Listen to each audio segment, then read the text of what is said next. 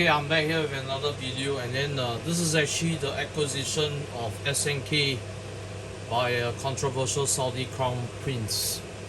So now this prince's foundation has acquired 96.18% of SNK shares. So a subsidiary of the Saudi crown prince Mohammed bin Salman's foundation now almost completely owns SNK Corporation, a Japanese video game hardware and software company. According to The Verge, a February 15 filing on SNK's website shows that electronic gaming development company, which is owned by the Mohammed bin Salman Foundation or the MIS Foundation, now holds 96.18% of the company's shares.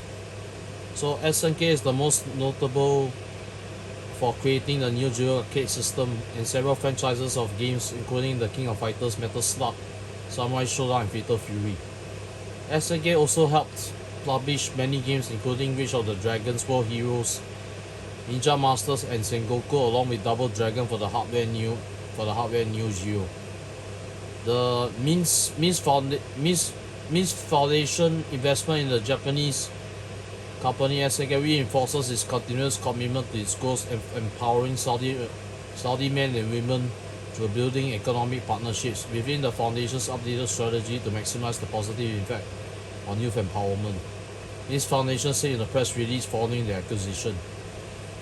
The investment decision will also enhance SNK's strong capabilities, which has many innovative intellectual properties in the gaming sector, with real potential for development in the future in line with anticipated growth in the electronic gaming industry.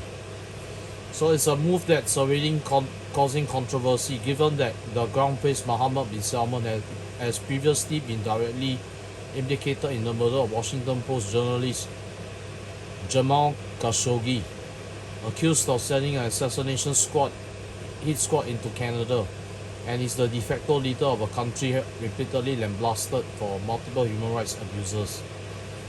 So the Princess MIS Foundation in 2020 purchased 33.3% of SNK, which with plans to buy a total of 51% of shares and take majority ownership. The 33.3% of SNK shares were bought approximately for $260 million US dollars, valuing the full company at around 648 million pounds. However, it appears that the foundation decided to buy a much larger stake. It was previously reported that Saudi Arabia has made substantial investments in the video game industry. Saudi Arabia's Public Investment Fund, for example, acquired a 5% stake in both Capcom and Nexon, valued at more than $1 billion US dollars. The PIF also bought stock in Activision Blizzard, EA, and Take-Two in 2020 with a total investment of $3.3 billion US dollars. And there's further reporting from Kotaku here.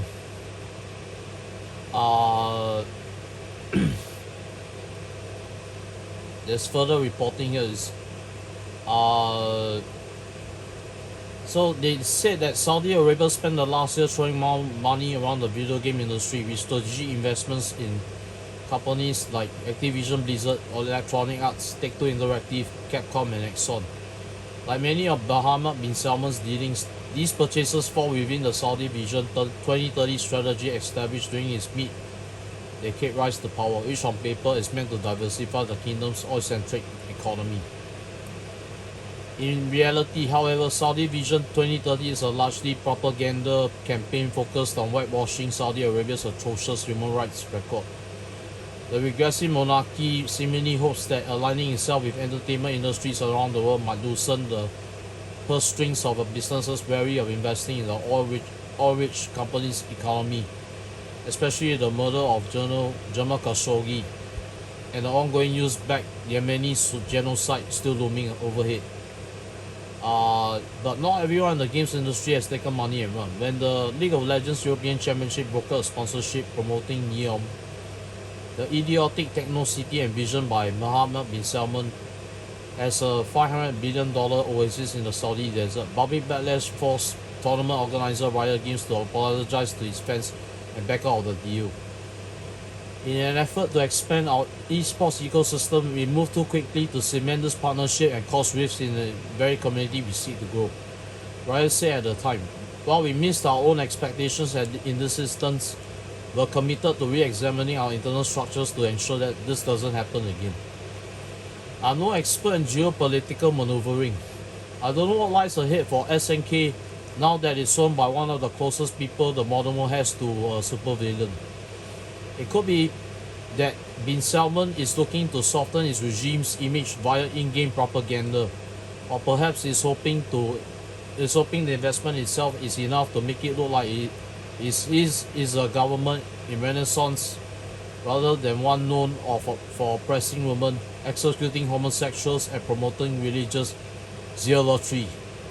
Either way, buying SNK games just got a lot harder to justify.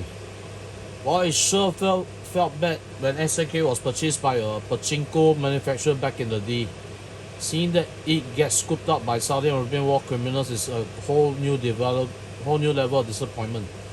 King of Fighters 15 is good, but not good enough to ignore this. So that's a wrap for this report on the acquisition of SNK by a Saudi Arabian guy. So thanks for watching. I'll see you guys in the next video.